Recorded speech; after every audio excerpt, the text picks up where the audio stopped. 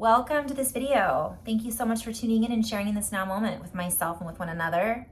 I'm gonna go right into a continuation of the last video. I didn't realize I don't have a pause button on my phone when I'm recording, so I'm just gonna keep going where I left off. And so this is meant to be felt, not necessarily understood on a linear basis. I'll be doing a little toning, light language, and inflow message from my higher guidance team.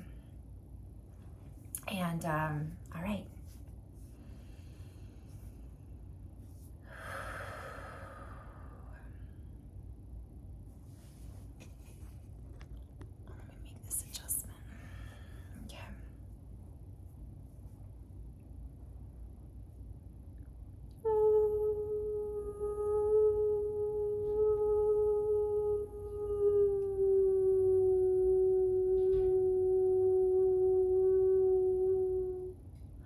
As we embark on this new territory, our new skill sets and how we combine frequencies and logistics, if you will, linguistics and linguistic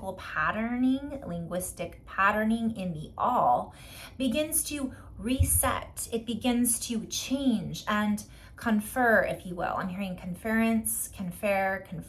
We're playing with these words a little bit. We tune into a different way of communicating. And as we do this, we allow ourselves to combine energies and frequencies with that which it has been bound. Okay, so this is all a play on words. I have to kind of get into flow here. With that which has been expressed in the past, and also combining with the combination of that which is being expressed in the now. So, therefore, if we are expressing in the now and we are changing how it is that we begin to understand communication, we also begin to understand and remember how it was that we began communication in the first place. We begin to come back to the origination of the word, the original word, and how it was that we created the verbiage that we have come to know, share, and speak or communicate in the now. And just as you speak different languages, depending on the company that you keep, depending on where it is that you keep company, what it is that you keep company with, the country or the format of where you live, you begin to create a different sense of alchemy, a different sense of raising the awareness of what it looks like to speak at other levels, at higher octaves, if you will. For as we form words, we form them from some place. We begin to find different places where these words originated from, for they are merely a combination of letters and cues and frequencies and sounds, harmonics and vibrations that are then paired up, that then create a pairing. I'm seeing a partridge in a pear tree. They create the ability to display what it is that we are trying to communicate. And if we are changing the way in which we communicate with our bodies, with one another, with the earth, with all that it is holding within it. Okay, so I'm seeing all kinds of pictures. I'm just trying to kind of. So I'm seeing that held within us are connections to all aspects of ourselves, the DNA. So through this way of communication, we're changing and we're inviting ourselves to play, essentially, with more than what we think we know. But I'm also seeing that we're actually then going back to the origination of how language began. So we're doing it through spelling, through creating sound, essentially. Spelling is a play on words, like casting a spell.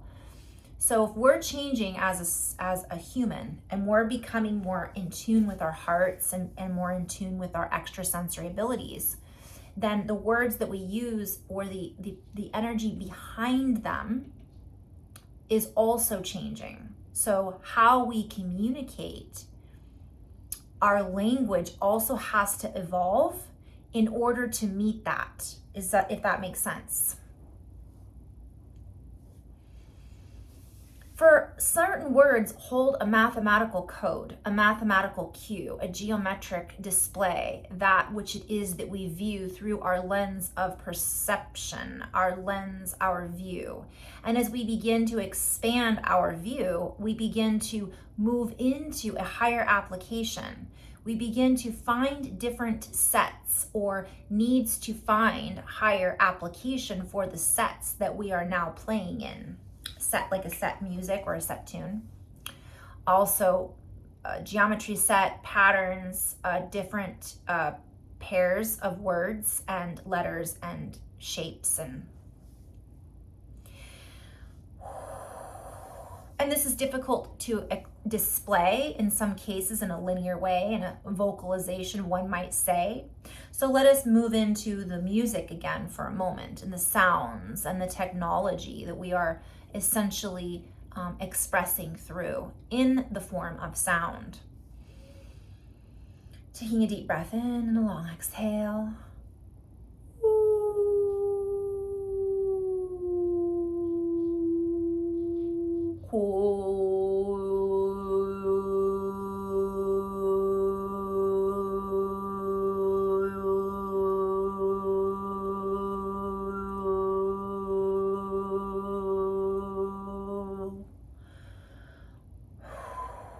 This gives us access to different points of view. So I'm being shown that's like a play on words. Like if there's different points, pointing this direction, pointing this direction, pointing that direction, it's different views or angles. But it's also points of view of like what we've seen in the past and what we're seeing for our future. So it's a kind of a little bit layered there.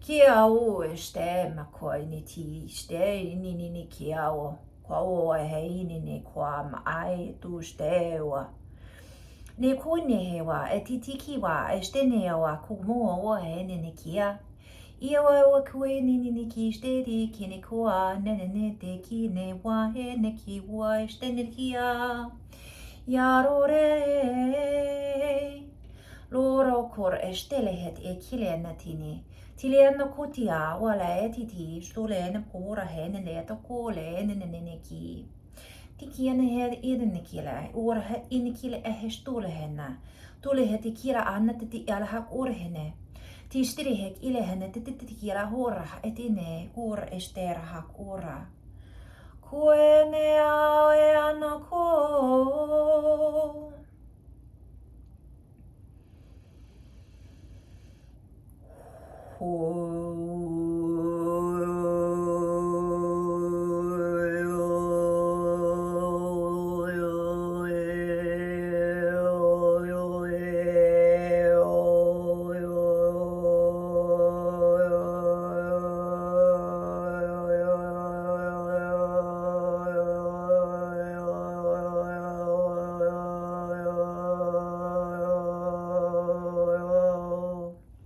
Stukrahana titi stukur heti anarhak ora.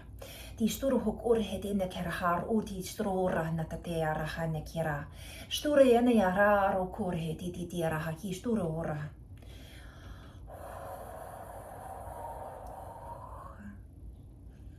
Tu stera hayata kura hastiniki titekar hene. Tikana horhene pur hesterikine. For many different languages and ancient texts have been lost, yet they are never really lost, for they are bound within the human framework, if you will. They are bound within the potential of the human. They are bound within, and we activate and remember that which was held within. That which was buried within the deep confines, the confounds of the earth, is now being found. We access these different points of remembrance, these different points of configuration, if you will. And we then tune in and realize, we remember, we express, and we are able to then express that which is being remembered and realized. This sends a signal to the genes, if you will. It sends a code to the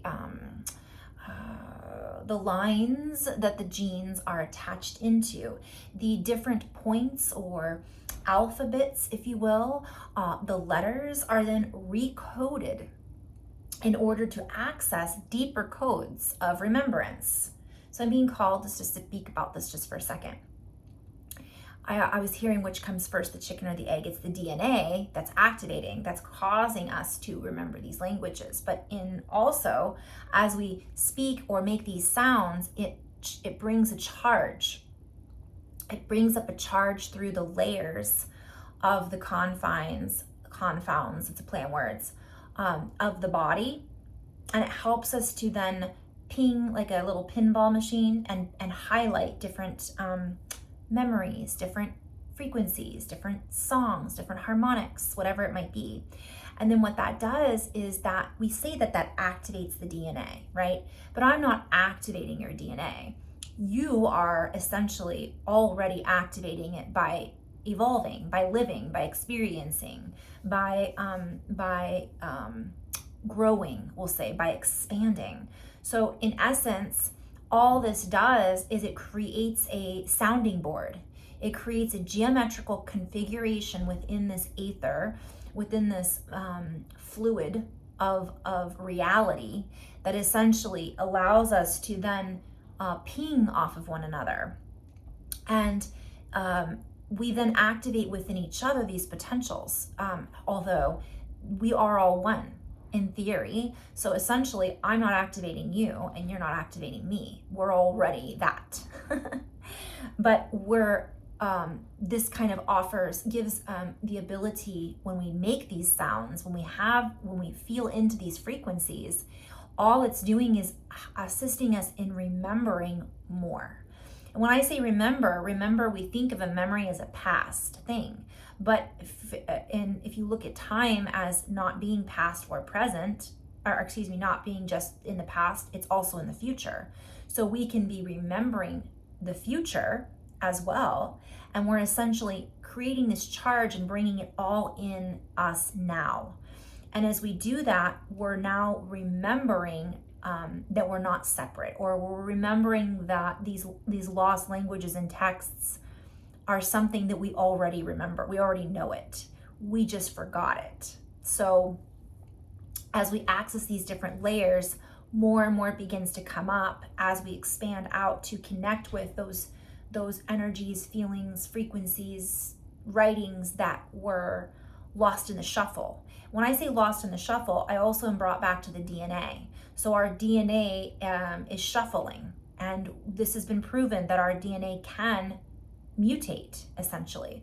Mutate's even the wrong word, but as I say that, I'm seeing that as a play on words, like mutate, the 8. It's an infinite, we have a predisposed genetic blueprint, okay? However, if that is passed down generationally, then it would only make sense that we can tune into what's been passed down generationally all the way back to the beginning.